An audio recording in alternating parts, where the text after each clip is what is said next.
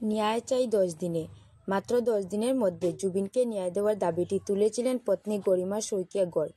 সেখান থেকে সামাজিক মাধ্যমে শুরু হয়েছে নতুন এক গণ আন্দোলন, জাস্টিস ফর জুবিন গর্গ। শিল্প, সাহিত্য, সিনেমার কলাকুশলী থেকে শুরু করে আমজনতার হাজার হাজার পোস্ট সামাজিক মাধ্যমে ন্যায় চাই জুবিনের। ফেসবুক এক্স হ্যান্ডেলে প্রচুর লোক জুড়েছেন সেই ডিজিটাল আন্দোলনে। সকলের বসতি সহ 21 দোকানে উচ্ছেদ পাতারকান্দিতে। মলয় কুমার দাস, লুহাই রূপ। 13 অক্টোবর বেদখলকারীদের বিরুদ্ধে ফের অভিযান চালালো শ্রীভূমি জেলা প্রশাসন। সোমবার প্রথম দিনে পাতারকান্দির দুহালিয়া শিববাড়ি ও গিলাইটিখর এলাকায় পৃথক দুটি অভিযানে সরকারি খাস জমিতে থাকা বসতগৃহ সহ 21টি দোকান এক্সকেভেটর লাগিয়ে গুঁড়িয়ে দেওয়া হয়। দেশে 1 লক্ষের বেশি স্কুলে শিক্ষক মাত্র একজন। কেন্দ্রীয় রিপোর্টে প্রকট শিক্ষার বেহাল দশা। দেশে 1 লক্ষের অধিক স্কুলে শিক্ষক মাত্র একজন, আর এইসব স্কুলে পাঠরত মোট পড়ুয়ার সংখ্যা 33 লক্ষেরও বেশি।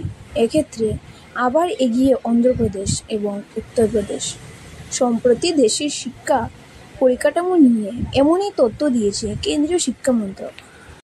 রাহুল গান্ধীর ভোট চুরির অভিযোগ খারিজ সুপ্রিম কোর্টে। লোকসভা নির্বাচনে ব্যাপক কারচুপির অভিযোগ নিয়ে দায়ের করা জনস্বার্থ মামলার শুনতে অস্বীকার করল সুপ্রিম কোর্ট। সোমবার বিচারপতি সূর্যকান্ত ও বিচারপতি জয়মাল্য বাগচি বেঞ্চ স্পষ্ট জানিয়ে দেয়, এই ধরনের মামলা আদালতে শোনা হবে না। বাংলাদেশে হিন্দুরা অত্যাচারিত নয়, ইউনূস।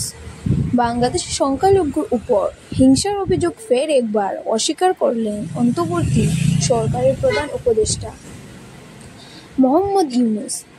তার দাবি, হিন্দুদের উপর হিংসা নিয়ে ভুয়ো তথ্য প্রকাশ করা হয়েছে, আর এই ভুয়ো খবর ছড়ানোর জন্য ভারতই দায়ী। এই বিষয়ে ভারতের ব্যুৎপত্তি রয়েছে বলেও কটাক্ষ করেছেন ইউনূস। একটি সাক্ষাৎকার অনুষ্ঠানে অংশ নিয়েছিল তিনি। সেখানে ইউনূসকে বলা হয়, গত নভেম্বরে বাংলাদেশে 30,000 হিন্দু বিক্ষোভে সামিল হয়েছে। তাদের অভিযোগ ছিল, অন্তর্বর্তী সরকারের আমলে তাদের বিরুদ্ধে অত্যাচার চরমে উঠেছে। পাকা ঘরের মালিক পেলেন 3টে সরকারি ঘর। মুখ্যমন্ত্রী ডক্টর হিমন্ত বিশ্ব শর্মার নির্দেশকেও মানেন না খোয়াং কেন্দ্রের জনপ্রতিনিধি।